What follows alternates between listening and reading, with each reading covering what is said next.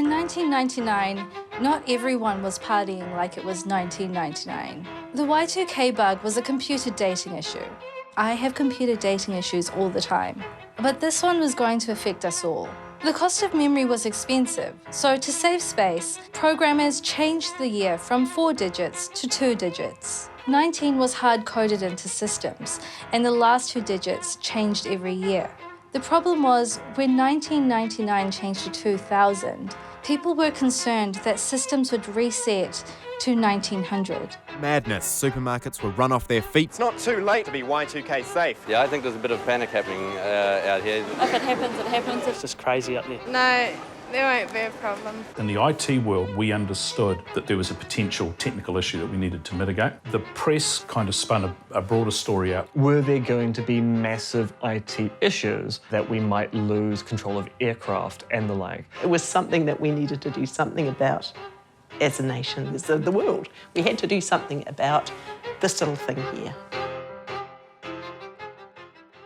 Life going on as normal after a millennium bug-free beginning to the new century. Bank machines were working, power was still on, planes were flying and petrol pumps pumping.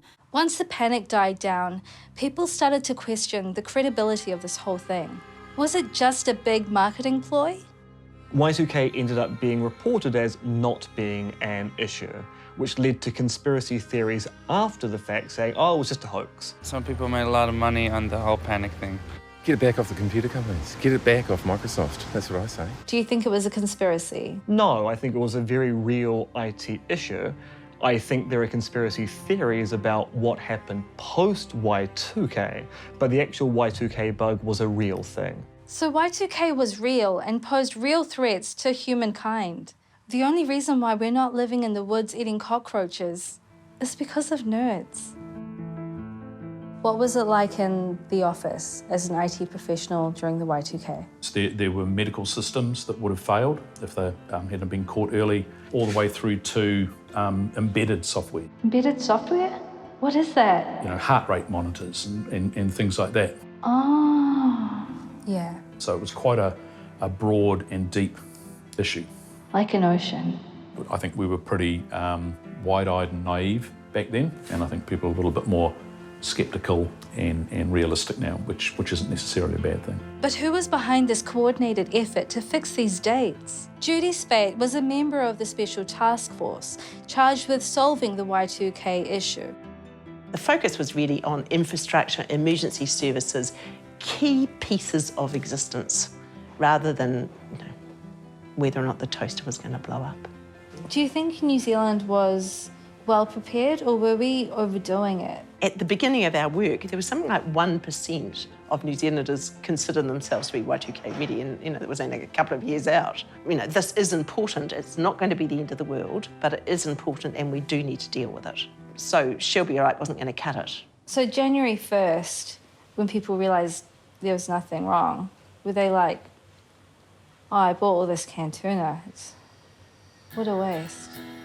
It seems like Judy didn't like tuna, so I decided to share my experience of Y2K. So I didn't realise that the Y2K bug was just a computer dating issue. I was like 12 or 13, and I thought that Jesus was coming down to earth and it was the end of the world. I thought it was the apocalypse. So New Year's Day, when I found out that it wasn't the end of the world, is when I stopped going to church. Maybe I overshared with Judy, but she inspired me. A lot of people don't know how close we were to a global meltdown. But thanks to teamwork from IT and government, the only horror that New Zealand woke up to was that S Club 7 was still #1 on the charts. S Club, there ain't no party like an S Club party, gonna show you how. Everybody getting down tonight. S Club, there ain't no party like an S Club, gonna show